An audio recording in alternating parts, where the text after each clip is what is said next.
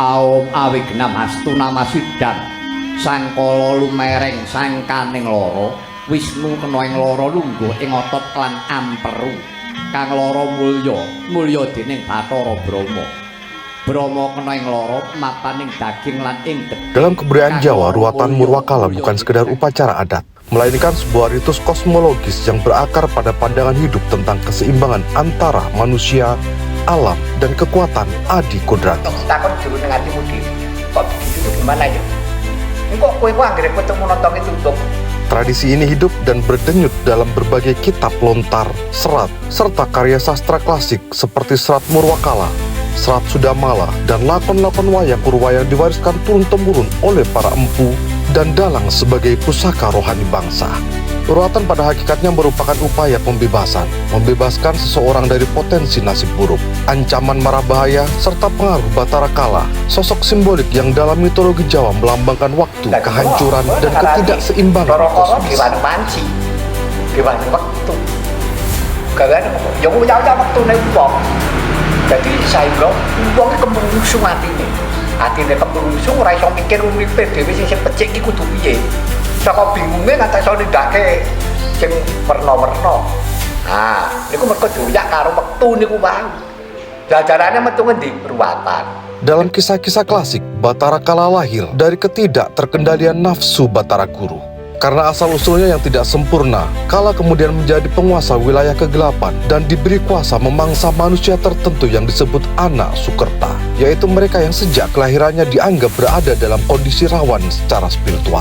Namun demikian, sastra Jawa tidak memandang Kala semata sebagai iblis. Ia justru dipahami sebagai simbol hukum alam, bahwa segala yang timpang, berlebih, atau tidak seimbang akan mengundang koreksi kosmis. Oleh sebab itu, ruatan bukan dimaksudkan untuk mengusir setan, melainkan sebagai ikhtiar mengembalikan harmoni antara jagat alit dan jagat gede.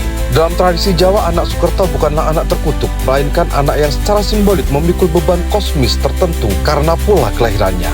Beberapa kategori utama yang dikenal dalam lontar dan tradisi lisan antara lain ontang-anting, yaitu anak tunggal yang tidak memiliki saudara kandung. Dalam pandangan kosmologi Jawa, ia diibaratkan sebagai sumbu tunggal dalam sistem keseimbangan keluarga. Tanpa pasangan atau penyangga, energi hidupnya dianggap lebih rentan terguncang oleh nasib, penyakit, atau kesialan yang tidak kasat mata.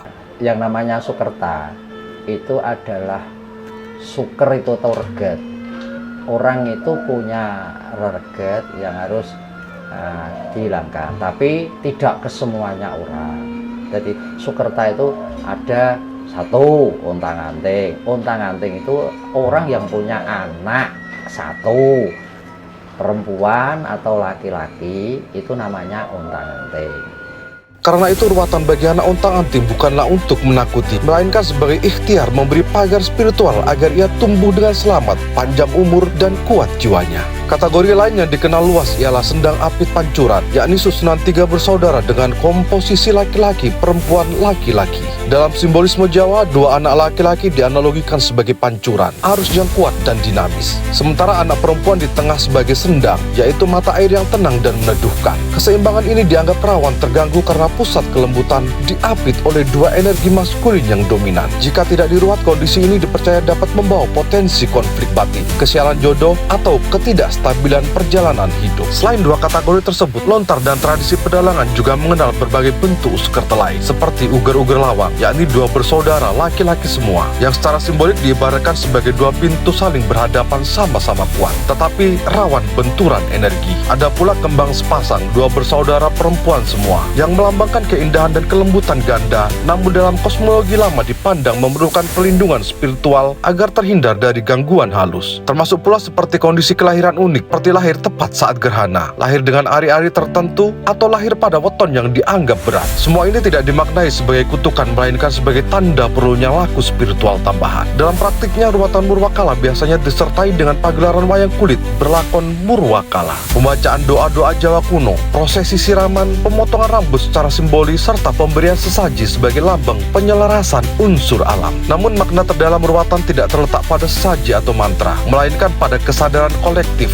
bahwa manusia tidak hidup sendirian, melainkan berada dalam jaring hubungan kosmis yang menuntut keharmonisan. Ruwatan mengajarkan bahwa nasib buruk bukan untuk ditakuti, melainkan untuk disadari dan diselaraskan. Dalam tafsir masa kini, ruwatan dapat dimaknai lebih luas sebagai bentuk terapi budaya, ruang rekonsiliasi batin, proses penyadaran diri sebagai upaya membangun optimisme dan rasa aman secara psikologis. Dengan demikian, ruwatan menjadi bahasa tradisi untuk menyampaikan pesan universal bahwa setiap manusia berhak atas perlindungan, pengharapan, dan masa depan yang lebih baik. Pada akhirnya, ruwatan Murwakala bukanlah ritual ketakutan, melainkan ritual kasih orang tua kepada anak, kasih masyarakat kepada anggotanya, dan kasih semesta kepada manusia. Dalam Hela Napas Lontar dan sastra Jawa, ruwatan berdiri sebagai jembatan antara mitos dan makna, antara simbol dan kesadaran hidup. Ia mengajarkan bahwa hidup tidak selalu harus dilawan, tetapi seringkali cukup diselaraskan.